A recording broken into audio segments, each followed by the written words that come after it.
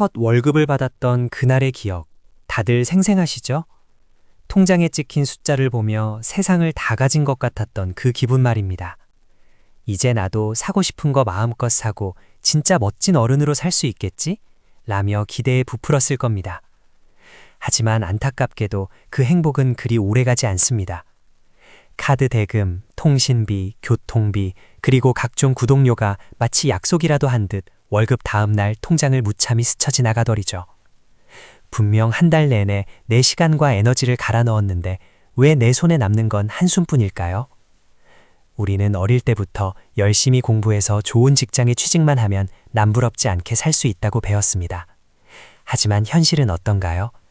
다음 달 카드값을 막기 위해 또다시 지친 몸을 이끌고 출근하는 다람쥐 쳇바퀴 같은 삶의 연속입니다. 문제는 우리가 돈을 버는 방법만 배웠지 들어온 돈을 어떻게 관리하고 지켜야 하는지는 단 한 번도 배운 적이 없다는 사실입니다.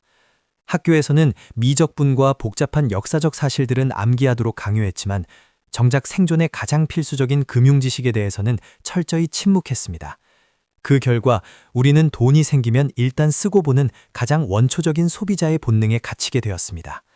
스트레스 받았으니까 오늘 저녁은 비싼 배달 음식, 고생한 나를 위한 명품 가방, 남들도 다 가는 해외여행. 사회와 미디어는 끊임없이 우리에게 소비가 곧 행복이고 보상이라고 속삭입니다. 하지만 그렇게 돈을 쓰고 났을 때 남는 것은 찰나의 쾌락과 끝없는 공허함, 그리고 불어난 할부금뿐입니다. 지금 이 악순환의 고리를 끊어내지 않으면 평생 돈의 노예로 살아야 합니다. 그렇다면 부자들은 우리와 도대체 무엇이 다를까요? 단순히 월급이 높아서일까요? 절대 그렇지 않습니다. 부자와 평범한 사람을 가르는 가장 결정적인 차이는 바로 돈의 흐름, 즉 캐시플로우를 이해하고 통제하는 능력에 있습니다. 평범한 직장인의 돈은 주머니로 들어오자마자 소비를 통해 다시 세상 밖으로 빠져나갑니다. 들어오는 문과 나가는 문이 일직선으로 뻥 뚫려 있는 셈이죠. 아무리 밑빠진 독에 물을 부어봐야 독은 영원히 채워지지 않습니다. 반면 경제적 자유를 이룬 사람들은 이 돈의 흐름을 중간에 가로막는 아주 견고한 댐을 세웁니다. 그들은 돈을 벌면 가장 먼저 남의 주머니를 채워주는 데 쓰지 않습니다. 대신 나 자신을 위해, 내 미래를 위해 돈의 방향을 돌려놓습니다. 이것이 바로 부의 첫 번째 비밀입니다. 댐을 세우기 위해 가장 먼저 알아야 할 것은 자산과 부채의 진짜 의미를 구분하는 것입니다. 회계학에서 말하는 복잡한 정의는 잊어버리세요. 정말 단순하게 생각하면 됩니다. 자산은 가만히 있어도 내 주머니에 돈을 넣어주는 것입니다. 반대로 부채는 내 주머니에서 돈을 빼앗아가는 모든 것이죠. 많은 사회초년생들이 월급을 모아 큰맘 먹고 최신형 자동차를 삽니다. 그리고 그것을 자신의 첫 자산이라고 뿌듯해하죠. 하지만 진실은 무자비합니다. 그 자동차는 문을 열고 도로로 나가는 순간부터 가치가 하락하고 매달 보험료, 기름값, 수리비라는 명목으로 당신의 지갑을 갉아먹습니다. 그것은 자산의 탈을 쓴 완벽한 부채입니다. 진짜 자산은 배당금을 주는 주식, 이자를 주는 예적금, 혹은 내 몸값을 높여줄 자기계발입니다. 하지만 우리는 종종 이런 변명을 합니다. 월급이 쥐꼬리만한데 무슨 자산을 사요? 그냥 맛있는 거나 먹고 스트레스 푸는 게 남는 거죠. 바로 이 지점이 자본주의가 파놓은 가장 달콤하고 치명적인 함정입니다. 이른바 소확행, 작지만 확실한 행복이라는 이름으로 포장된 잔돈 소비 말입니다. 매일 아침 습관적으로 마시는 5,000원짜리 커피, 퇴근길에 무심코 타는 택시, 보지도 않으면서 매달 자동 결제되는 각종 스트리밍 서비스들. 이것들은 당장 내 삶을 무너뜨리지는 않지만 서서히 내 미래의 가능성을 갉아먹는 치명적인 독약과 같습니다. 한 달에 20만 원씩 새어나가는 이 잔돈을 막지 못하면 나중에 200만 원, 2천만 원을 벌어도 돈을 모으는 것은 불가능합니다. 소비 습관은 액수에 비례해서 커지기 때문입니다. 그렇다면 이 지독한 소비의 관성을 어떻게 끊어낼 수 있을까요? 정답은 의지력에 기대지 않는 시스템을 만드는 것입니다. 매달 돈이 남으면 저축하겠다는 생각은 오늘부터 당장 버리세요. 세상에 쓰고 남는 돈이라는 것은 존재하지 않습니다. 부자들의 가장 강력한 첫 번째 행동 원칙은 바로 나에게 먼저 지불하라입니다. 월급이 들어오는 그 순간 카드사나 통신사, 건물주에게 돈을 보내기 전에 내 미래의 자산을 위한 몫을 가장 먼저 떼어내야 합니다. 월급의 20%든 30%든 좋습니다. 돈이 들어오자마자 다른 통장으로 자동 이체되게 만드세요.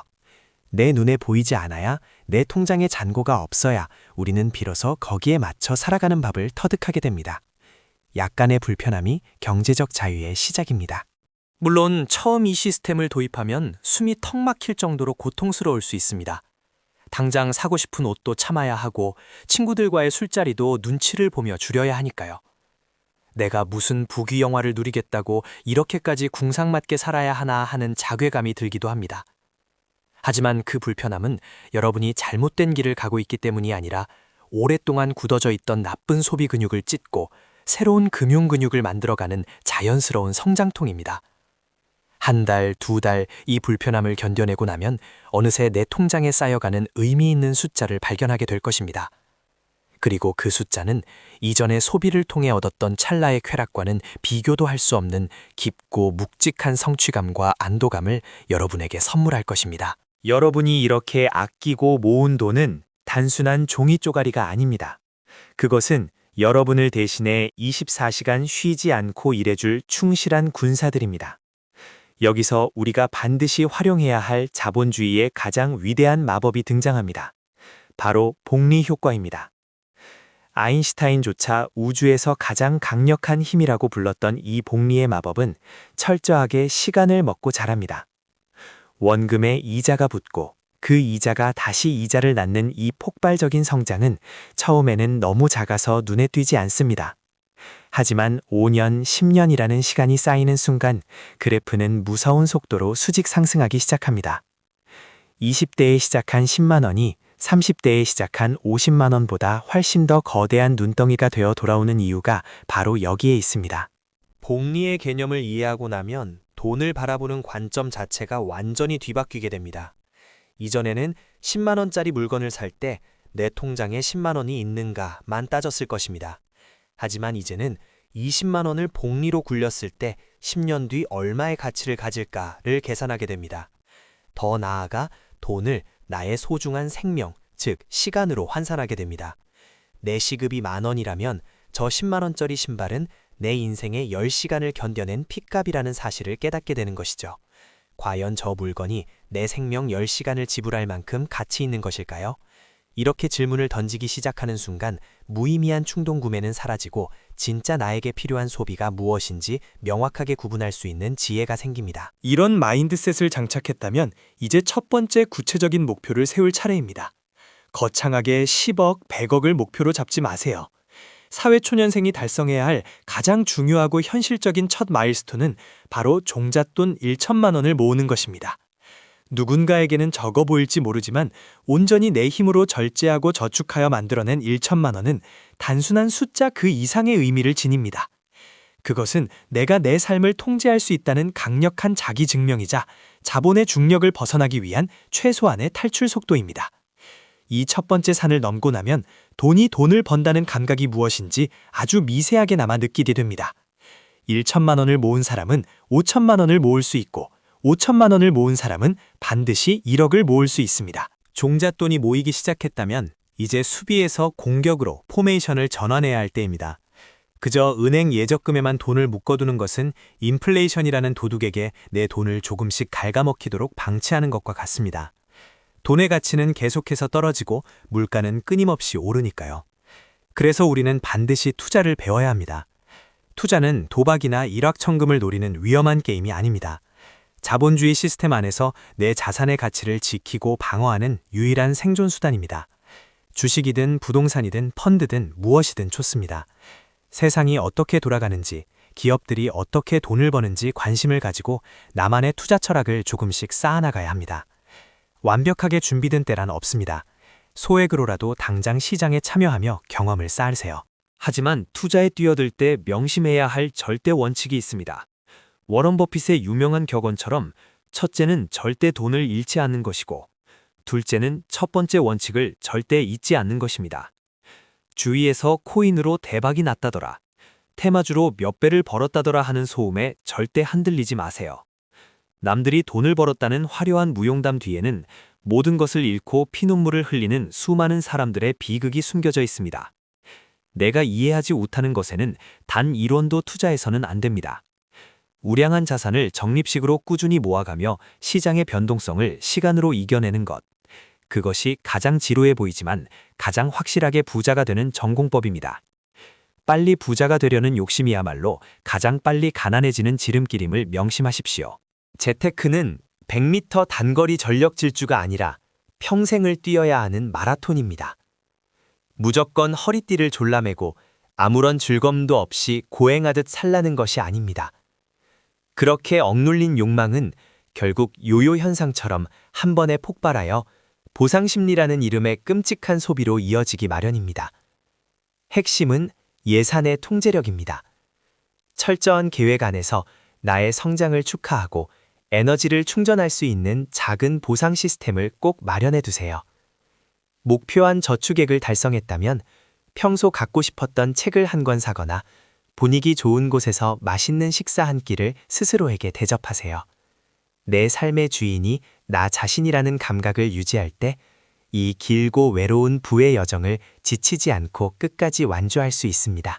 투자의 세계를 아무리 공부해도 2030 시기에 절대 간과해서는 안 될 가장 훌륭하고 확실한 투자처가 하나 있습니다.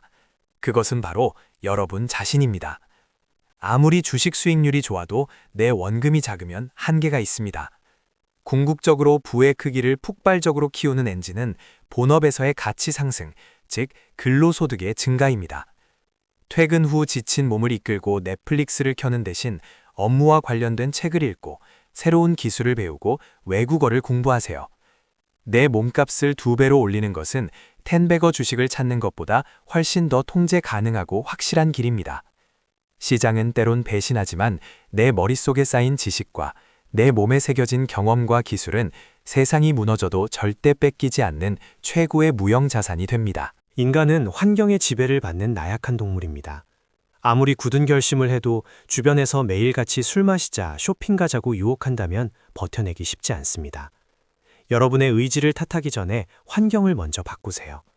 만날 때마다 과거 이야기나 불평불만만 늘어놓는 모임은 과감히 줄여나가야 합니다. 대신 돈에 대해 진지하게 공부하고 미래의 목표를 공유하며 서로에게 긍정적인 자극을 줄 수 있는 사람들을 곁에 두세요. 오프라인 모임도 좋고 재테크 커뮤니티나 좋은 책 혹은 양질의 유튜브 콘텐츠를 가까이 하는 것도 훌륭한 방법입니다.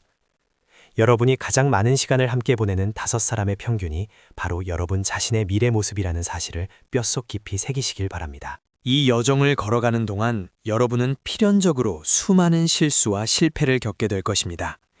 큰맘 먹고 산 주식이 반토막이 날 수도 있고 한순간의 충동을 참지 못해 모아둔 돈을 헐어 쓸 수도 있습니다.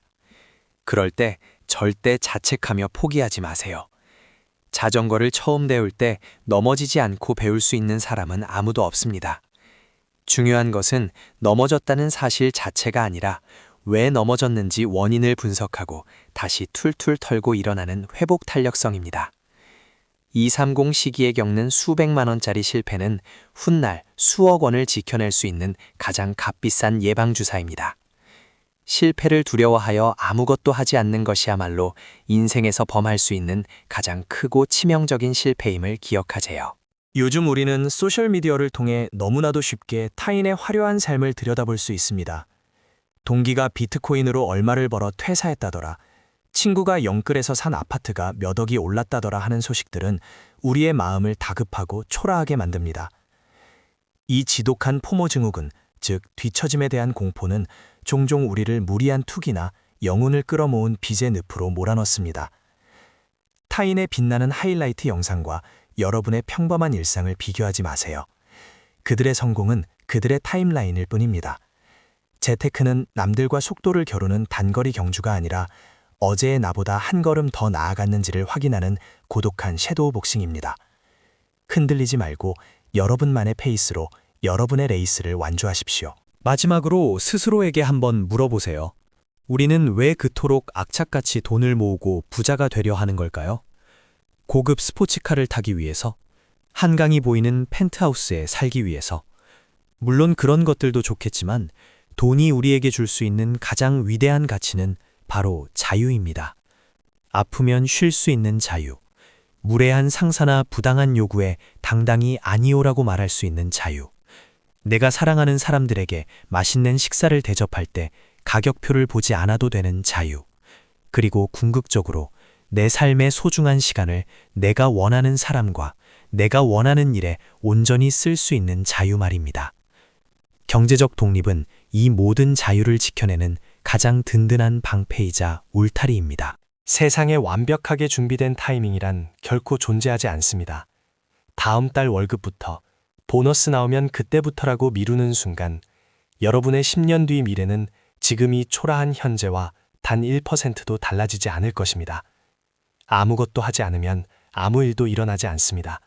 당장 오늘부터 시작하세요. 은행 앱을 켜서 자동이체를 설정하고 지갑 속에 있는 신용카드 중 가장 안 쓰는 것 하나를 가위로 잘라버리세요. 아주 작고 보잘것없어 보이는 이 1도의 방향 틀어짐이 훗날 여러분의 인생을 상상조차 할 수 없는 놀라운 곳으로 데려다 놓을 것입니다. 내 인생의 통제권을 남의 손이나 회사의 월급 봉투에 맡겨두지 마세요. 당신은 당신의 삶을 스스로 주도할 충분한 자격과 능력이 있습니다. 오늘 이야기가 여러분의 굳게 닫혀있던 금융 마인드를 깨우는 작은 불씨가 되었기를 진심으로 바랍니다. 지금 당장 일상에서 실천할 수 있는 한 가지를 정해 오늘 바로 행동으로 옮겨보세요. 영상이 도움이 되셨다면 구독과 좋아요를 눌러주시고 내 통장 잔고를 함께 지켜내고 싶은 소중한 친구들에게도 이 영상을 공유해주세요. 여러분의 경제적 자유를 향한 첫걸음을 응원합니다. 시청해주셔서 감사합니다.